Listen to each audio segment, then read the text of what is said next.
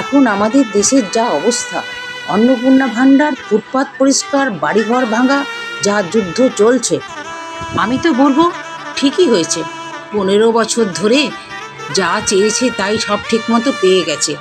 কিন্তু সব মানুষ কি একই রকম হবে? দেশের লোক কি করে ভাবলো জীবনভর একই রকমভাবে চলবে?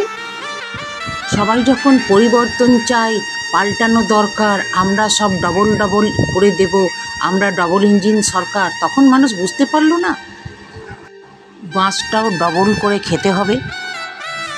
আমরা যখন একটা জিনিস কিনতে যাই তখন 5টা দোকান ঘুরে দেখি।